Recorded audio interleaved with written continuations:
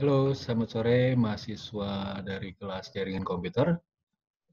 Kali ini saya akan menunaikan janji saya mengenai kesimpulan daripada materi-materi yang sudah kita bahas sebelumnya. Ya, di pertemuan terakhir itu kita sudah sampai pada presentasi dari kawan-kawan ya, mengenai data link layer dan juga network layer. Dalam video ini juga saya akan sedikit mereview mulai dari pertemuan pertama mengenai OC layer sampai pertemuan terakhir tersebut, agar logika kita nggak loncat-loncat gitu ya. Oke.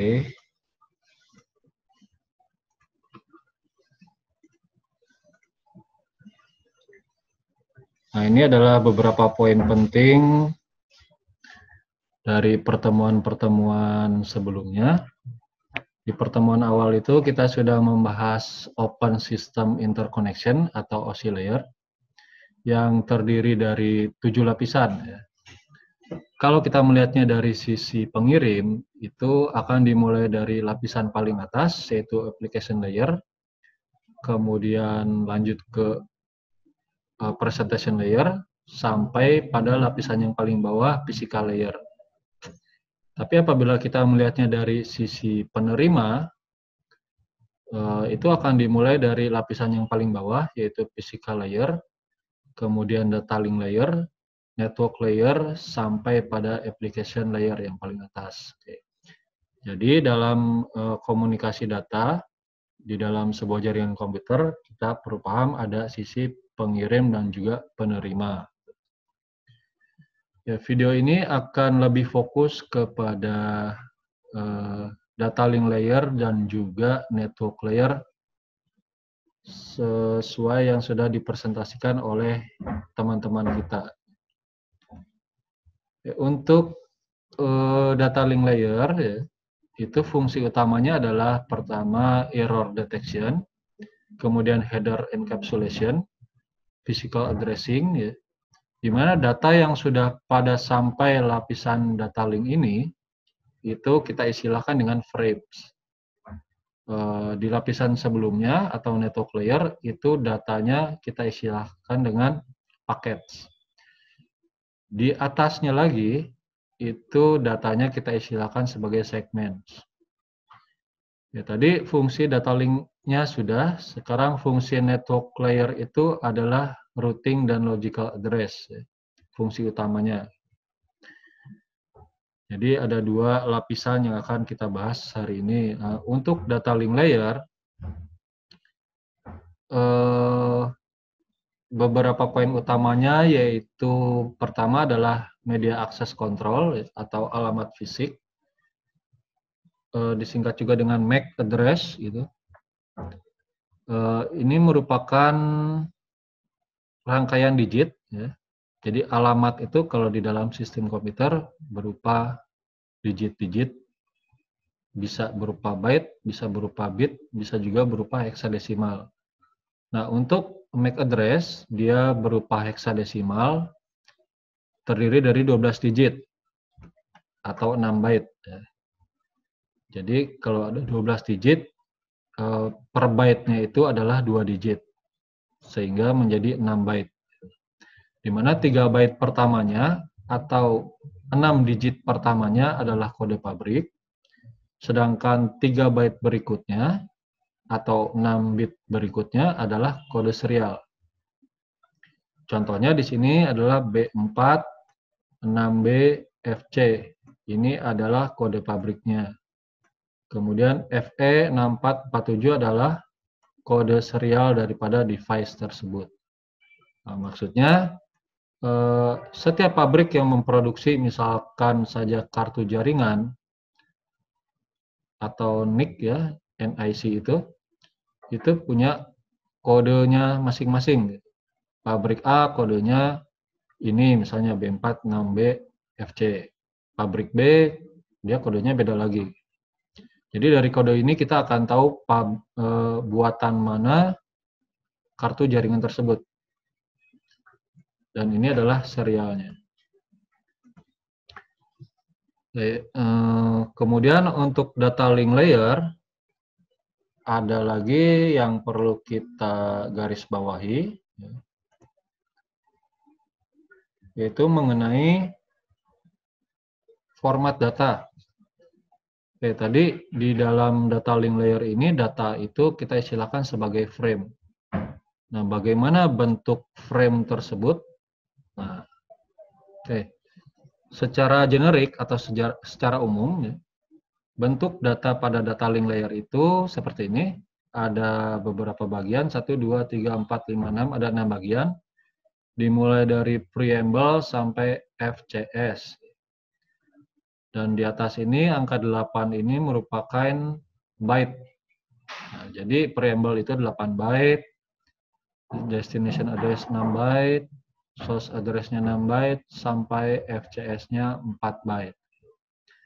Oke, untuk preamble ini merupakan pembukaan, ya, jadi satu frame data itu sebelum disampaikan ke penerima, itu harus didahului dengan byte pembukaan, sehingga penerima tahu akan datang satu buah data frame. Oke. Kemudian destination address ini merupakan alamat penerima, source address-nya merupakan alamat pengirim, type itu merupakan tipe data yang akan dikirimkan, data itu adalah datanya ya, isi datanya. Kemudian FCS ini adalah merupakan byte kode error untuk memeriksa kode error. Untuk data ini terdiri mulai dari 46 byte ya minimum sampai maksimum 1500 byte. Kalau lebih dari ini akan dikirimkan pada frame berikutnya. Data yang dikirimkan itu punya nilai minimal sejumlah 46 byte. Apabila datanya ternyata lebih kecil dari 46 byte, itu nanti akan ditambahkan yang namanya padding bytes. Nah, kemudian FCS ya. FCS ini merupakan kode yang digunakan untuk memastikan bahwa data nanti akan diterima tanpa korup. Ada beberapa metode yang digunakan untuk mengenerate byte tersebut, ya, byte FCS ini. Yang pertama CRC atau Cyclic Redundancy Check. Ya. Untuk CRC ini saya sudah sampaikan pada materi terpisah ya dalam sebuah video, jadi bisa di-download bagaimana proses CRC tersebut di-generate pada sisi pengirim dan juga nantinya akan dicek pada sisi penerima. Oke, itu untuk data link layer. Nah, kemudian untuk network layer ada beberapa poin yang perlu digarisbawahi ya.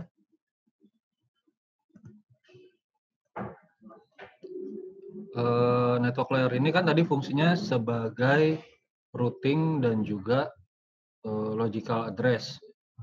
Jadi pengalamatan secara logis gitu, yang berupa IP. Nah, IP subnet itu nanti akan dibahas terpisah di pertemuan selanjutnya oleh kelompok berikutnya. Nah, untuk network layer ini ada beberapa protokol yang bisa kita praktekkan, ya. Yaitu protokol ARP, RARP, DHCP, dan juga ICMP. Dengan aplikasi-aplikasinya yaitu ARP, Ping, Tracer, dan juga NBTstat.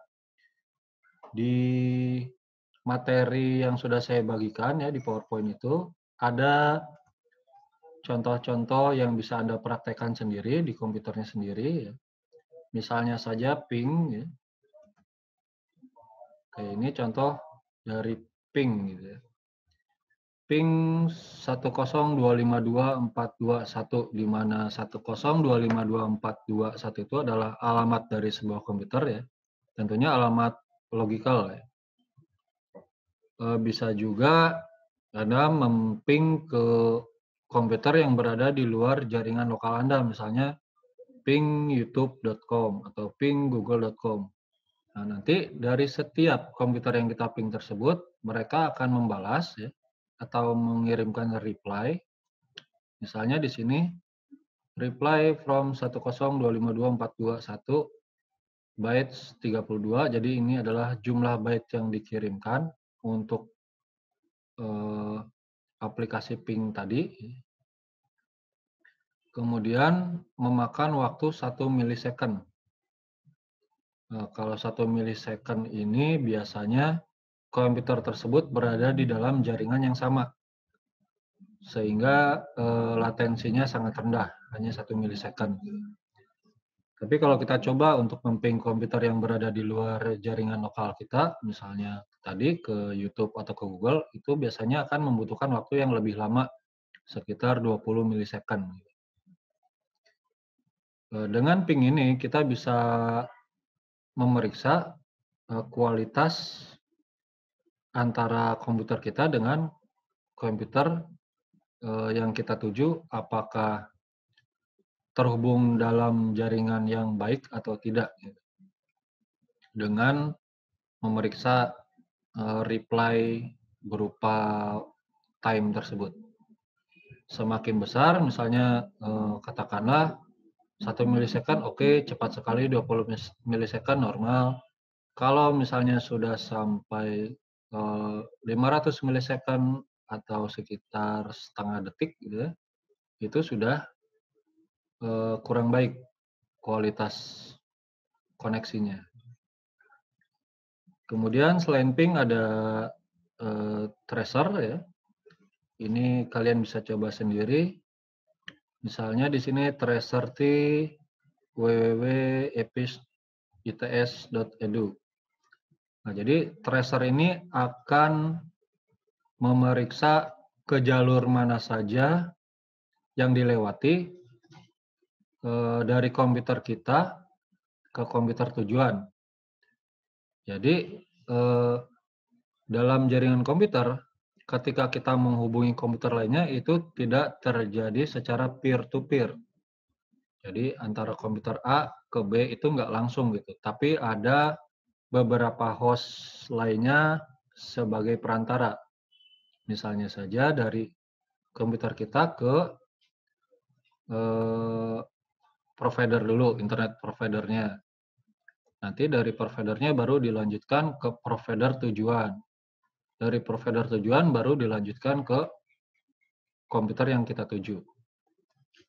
Nah, jadi dari tabel ini kita akan lihat jalur mana saja yang dilewati untuk menuju ke komputer tujuan. Kemudian dari layer network ini juga ada protokol DHCP ya. DHCP ini digunakan untuk men-set IP address suatu host secara otomatis. Jadi katakanlah di jaringan kita ada 20 host yang terhubung atau ada 20 workstation yang terhubung. Nah, ini kita tidak perlu men-set satu persatu IP address-nya secara manual. Dengan DHCP ini dimungkinkan hal tersebut bisa dilakukan secara otomatis. DHCP ini dibutuhkan ya karena jaringan itu berkembang semakin besar dan semakin besar. Jadi kita akan memerlukan banyak energi kalau men-setnya satu persatu. Dan nanti kita akan lanjutkan di minggu depan dengan materi selanjutnya. Oke. Selamat sore dan wassalamualaikum warahmatullahi wabarakatuh.